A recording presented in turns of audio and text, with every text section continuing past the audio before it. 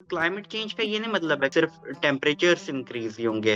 Winter में हम्म। और ज्यादा हार्शनेस बढ़ सकती है। मतलब विंटर में अगर -8 था, किसी विंटर में -15 भी जा सकता है वापस से। तो ये भी हुआ क्लाइमेट चेंज का मतलब, चेंज पूरा पैटर्न हो गया क्लाइमेट का। बट ओवरऑल बात करें तो ओवरऑल टेम्परेचर इंक्रीज करेंगे, बट ऐसे एक्सट्रीम इवेंट्स भी आ सकते हैं।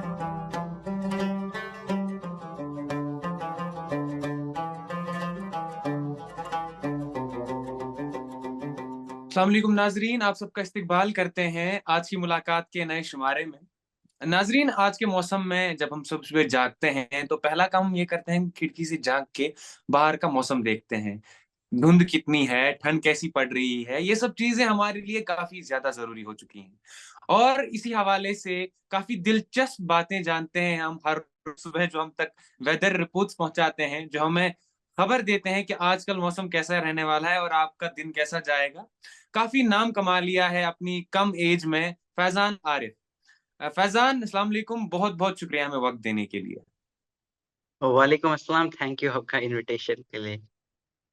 चले फैजान, वेदर के बारे में तो हम बात जरूर करेंगे, बहुत जरूरी करेंगे, लेकिन पहले हम आपके बारे में जानना चाहते हैं। आप कहाँ से आते हैं, आपने पढ़ाई क्या की और इस सब में दिलचस्पी कैसे लेने लगे आप? पढ़ाई तो जनरली मैं श्रीनगर, नवाकल श्रीनगर का रेजिडेंट हूँ। और अभी मेरी एज 22+ है। तो मेरा इंटरेस्ट वेदर में बचपन से ही था, नेचुरल था, इनबॉर्न था। वो मैंने अपने काफी बाकी इंटरव्यूज में भी कहा है। बट देन उसके बाद मैंने चेज किया एक ही पैशन की तरफ। ऐसा नहीं था कि मैंने डिफरेंट चीजें की तरफ देखा, वो बिखरा हुआ काफी। आजकल के यूथ में यही रहता है कि ये भी कर रहा हो, वो भी पता नहीं है, ये भी करना है, कुछ पता नहीं है। मतलब एक चीज की डेडिकेशन नहीं है एक चीज पे। मैंने भी काफ़ी राइट। चीज़ें ट्राई की, मुझे भी काफ़ी चीज़ें ट्राई करना पसंद है। बट एक ये था कि हाँ, वेदर का ही मैं करूँगा, बाकी साइड बाय साइड में 10 चीज़ें आप और सीख लो। बट एक चीज़ की तरफ एक पैशन रखो पूरा, एक डेडिकेशन करो। अगर आपको ये करना है, आपका इसमें इंटरेस्ट है, आप ट्राई आउट करो इसी चीज़ को। हाँ, अभी मैं अब ग्रेजुएशन मैंने की है फिज़िक्स में, फिज़िक्स ऑनर्स किया है। करंटली मैं एमएससी अप्लाइड फिज़िक्स कर रहा हूँ और distance through masters in journalism and mass communication कर रहा हूँ। चले माशाल्लाह, काफी चीजों में आपने, काफी कश्तियों में आपने पैर रख लिया है, लेकिन काफी अच्छे से जा रहा है आपका जो ये सफर है वेदर का। जैसे कि हम सब जानते हैं, चाहे आप सोशल मीडिया पे चले जाएं या कहीं चले जाएं, हमारे फॉर्मर मिनिस्टर्स हों या जर्नलिज्म के पोर्टल्स हों, आपके इनपुट्स हम सब के लिए बहुत ज्यादा जरूरी हैं। तो शुरुआत कब की आपने सोशल मीडिया पे आके ये वेदर बोलने की, ये वेदर देखने की, और इसमें चेंजेस जो है, ये जो चेंजेस आती हैं, शिफ्ट आता है, ये सब आपने फॉर्मली शुरू कब किया? पहले तो मैं जब तक 7th 8th क्लास में था, आई गेस उस तक वो स्मार्टफ़ोन बटन वाले ही आते थे, कुछ स्मार्टफ़ोन्स में बटन्स भी रहते थे। तो उस हम्म। टाइम पे एक्यूवेदर एप्लीकेशन होती थी, तब मैं देखता था एक्यूवेदर वगैरह से सब कुछ बता देता था, चलो एक्यूवेदर है घर पे वगैरह बता देता था। फिर धीरे-धीरे इसमें जब और इंटरेस्ट आया और मैं देखता गया, फिर आर्टिकल्स पढ़ता गया नेट पे, कुछ विकिपीडिया आर्टिकल्स, कुछ बाकी चीज़ों के लिए मैंने पढ़ लिया था, जैसे बुक्स वगैरह होती हैं अवेलेबल, या रिसर्च पेपर्स इवन होते हैं। अब रिसर्च पेपर जितने समझ आए तो उस टाइम पे उतने, बट इंटरेस्ट रहा काफ़ी। तो मुझे पता चला प्रेडिक्शंस होती कैसे हैं, कैसे की जाती हैं, कैसे एक्यूवेदर भी कहाँ से लाता है प्रेडिक्शन। तो मुझे पता चल रहा है वेदर मॉडल्स के बारे में, सैटेलाइट्स के बारे में, फोरकास्टर्स कैसे जनरेट होते हैं, कैसे ये वर्क करते हैं, इनके डिफरेंट पैरामीटर्स, कैटेगरीज़ और डिफरेंट थिंग्स। देन जब मैं 11th क्लास में था, इंस्टाग्राम यूथ में तो काफ़ी पॉपुलर था। फेसबुक तो तब था ही पॉपुलर, बट पर्टिकुलरली इंस्टाग्राम आजकल की यंग जनरेशन में काफ़ी पॉपुलर है। तो मैं भी इंस्टाग्राम यूज़र था, तो मैंने कश्मीर वेदर का पेज ओपन अप किया। तो उसके बाद मैंने इस पे पोस्ट्स अपलोड करने स्टार्ट किए, even sunrise sunset times, temperature updates दिए, कुछ फ़ोरकास्ट्स भी देना स्टार्ट किया। फ़ोरकास्ट्स कुछ गलत भी जाते थे। इनिशियल इनिशियल फ़ेज़ तो ऑब्वियसली इनिशियली नहीं एक्सपेक्ट करेंगे कि आप 100%, कहीं ना कहीं से फॉल आना जरूरी है, तभी हम राइज अप होना सीखेंगे। तो पता चला वेदर मॉडल्स कैसे फ्लॉप होते हैं, कब हमें रियलाइड, आपके पास भी वेदर है, आप गूगल पे सर्च करेंगे वेदर है, बट आप 3 दिन के बाद पे करेंगे वहां कुछ और वेदर होगा। बट अगर आप अभी चेक करेंगे, आप बोलेंगे 10 दिन ड्राई वेदर है, पता चलेगा 7वें दिन तक बारिश हो रही है। तो इस चीज का एक्सपीरियंस हो गया रीड करने का कि कब आपके पास वेदर एप्स वगैरह हैं, ये कब इनएक्यूरेट दिखाते हैं। तो 11th क्लास के बाद मैंने बाकी एक्सपैंड किया, ट्विटर जो अब एक्स है जिसका नाम, Facebook, Telegram, YouTube, WhatsApp channels वगैरह, ये सब मैंने ओपन अप की।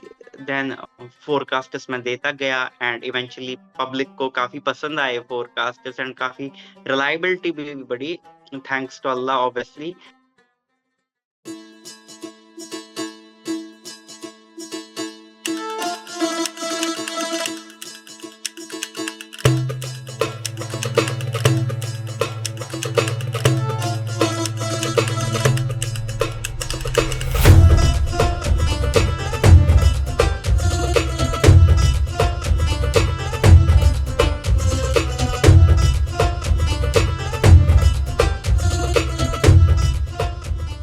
कि आपने बोला कि आप वेदर के साथ साथ बाकी चीजें भी कर रहे हैं, आप फिजिक्स भी अभी पढ़ रहे हैं, आप जर्नलिज्म भी कर रहे हैं। तो जर्नलिज्म आप कर रहे हैं ये हमने अभी आपके मुंह से ही सुना है, अब तक बिल्कुल पता नहीं था हमें इस बारे में।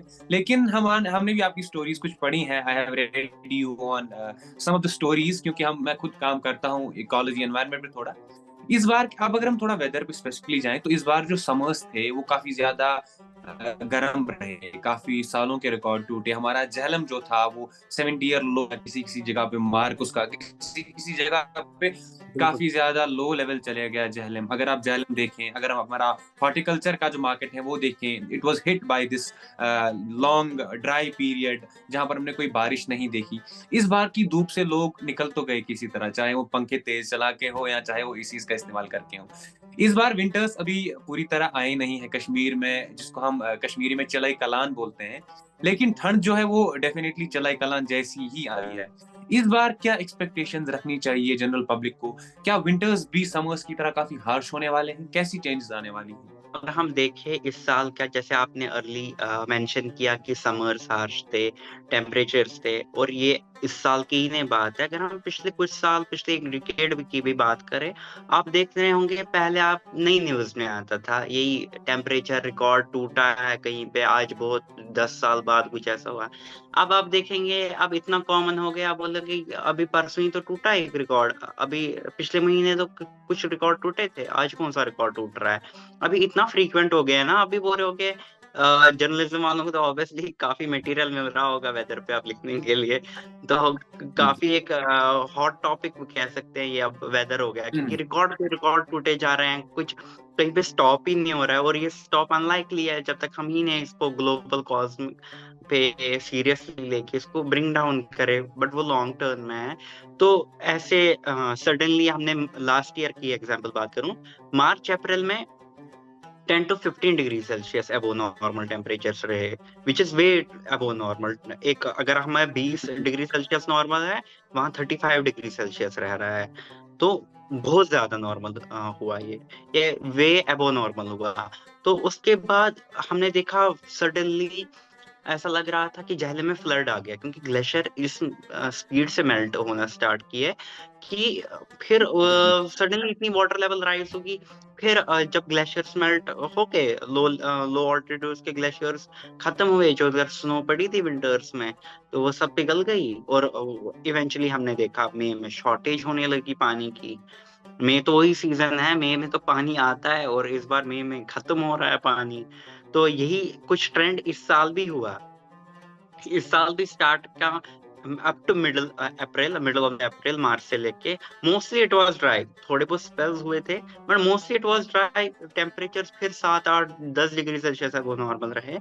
तो फिर हार्श वहां में मिला, फिर सडनली हुआ चेंज वेदर में और बारिशें आना स्टार्ट की, और उसकी वजह से टेम्परेचर बहुत डाउन हो गए, जिसको हम फॉल स्प्रिंग बोलते हैं। मतलब आपका टेम्परेचर हाई हुए स्टार्ट में, ब्लूमिंग वगैरह हुई, फ्लाई वगैरह जिसको बोलते हैं निकलना, वो हुई, फ्लावरिंग वगैरह हुई। देन बिल्कुल। सडनली टेम्परेचर्स ड्रॉप हुए, सब बागबानों के तहस नहस हो गया, फ्लावर्स गिर गए, हेल स्टॉर्म्स हुए। इस साल की बात ये, तो ये ऑब्वियसली कुछ ना कुछ डिफरेंट हो रहा है। किसी साल बर्फ ज्यादा गिर रही है, किसी साल, अभी अगर एग्जांपल ले, 2020 का विंटर था जब साउथ कश्मीर के प्लेन्स में 5-5 फीट बर्फ गिरी थी, 4-5 फीट, कुलगाम और शुपियान के एरिया में। तो वो काफी हार्श है कभी। और उससे पहले उनको 1 महीने तक ड्राई वेदर देखने को मिला, कुछ हुआ ही नहीं, एंड सडनली एक स्पेल आ गया 5 फीट के अंदर शुपियान का पूरा एरिया। तो ऐसी चेंजेस होती रहेंगी और काफी अनप्रिडिक्टेबल हो गया है कहना। पहले तो हम बोल लेते थे ये एवरेज टेम्परेचर एवरेज से थोड़ा डिविएट करता था, और किसी किसी साल ज्यादा डिविएट करता था। पर इस साल अब डिविएशन इतने ज्यादा हो गए, कभी हाई कभी लो। और क्लाइमेट चेंज का ये नहीं मतलब है कि सिर्फ टेम्परेचर्स इंक्रीज ही होंगे, विंटर में और ज्यादा हार्शनेस बढ़ सकती है। मतलब विंटर में अगर -8 था, किसी विंटर में -15 भी जा सकता है वापस से। तो ये भी हुआ क्लाइमेट चेंज का मतलब, चेंज पूरा पैटर्न हो गया क्लाइमेट का। बट ओवरऑल बात करें तो ओवरऑल टेम्परेचर इंक्रीज करेंगे, बट ऐसे एक्सट्रीम इवेंट्स भी आ सकते हैं। और इस साल के अगर हम वापस से आके विंटर के ओर, इस साल का अगर हम एक लानिन या एल नीनो टेक्निकल टर्म्स हैं, बट शायद बिल्कुल। अब काफी फेमिलियर हो गए होंगे क्योंकि यूज आ रहा है रिसेंट में। तो एल नीनियो, हम लानिन एक्चुअली जो हम 2018 से लेके या आगे के ओर में लास्ट 3 इयर्स से देखे, लास्ट 3 इयर्स से लानिनिया विंटर्स में परसिस्ट कर रहा था। लानिनिया क्या होता है? पैसिफिक ओशन है, पैसिफिक ओशन का कूलिंग फेज है। तो उसका कूलिंग फेज है, मतलब उसका एक पार्ट जो हम पे हम टेम्परेचर करते हैं तो एवरेज से कम होते हैं, तो उसको हम बोलते हैं ये लानिनिया है, इसका कूलिंग फेज है। अब इस पे direct research for Kashmir region नहीं की गई है, बट मैं थोड़ा ट्रेंड्स वगैरह चेक किए थे मैंने, थोड़ा सा इनफॉर्मली स्टडी वगैरह करके। तो मोस्टली विंटर प्रेसिपिटेशन के लिए लानिनिया लाइक हैंस नहीं करता है प्रेसिपिटेशन। इवन जो 3 मंथ्स का एवरेज हम निकालेंगे, दिसंबर टू फरवरी, दिसंबर जनवरी फरवरी, तीनों का एवरेज निकाल के बिलो नॉर्मल प्रेसिपिटेशन यूजुअली होती है जब लानिनिया परसिस्ट करता है। अब एल नीनियो क्या होता है? एल नीनियो होता है इसका हॉट फेज या वार्म फेज। मतलब अगर हम राइट। एक पर्टिकुलर एरिया में टेम्परेचर देखते हैं, नीनियो 3.4 रीजन, या ऐसे कहेंगे पैसिफिक ओशन का टेम्परेचर चेक करते हैं, उसका वो एबो नॉर्मल दिखाता है, तो हम बोलते हैं एल नीनियो है, वार्म फेज है। अब यूजुअली जो ट्रेंड्स के हिसाब से ये है कि जो दिसंबर टू फरवरी 3 मंथ का एवरेज होता है, तो इसमें इधर नॉर्मल और एबो नॉर्मल प्रेसिपिटेशन होती है। जरूरी नहीं कि precipitation in the form of snow होगी, ये बारिश भी हो सकती है, वो तो टेम्परेचर में पर्टिकुलर। पर ओवरऑल अगर बारिश देखेंगे, क्योंकि हम जो भी रिकॉर्ड की जाती है ना प्रेसिपिटेशन, जब हम बोलते हैं राइट। 50 mm, स्नो तो गिर गई, अगर 1 फीट गिर गई तो पता नहीं कितना बट अगर स्नो को जब मेल्ट ऑफ करके उसका वो देखा जाता है, तो हम बोलते हैं इतने इस मंथ में रिकॉर्ड की गई बारिश।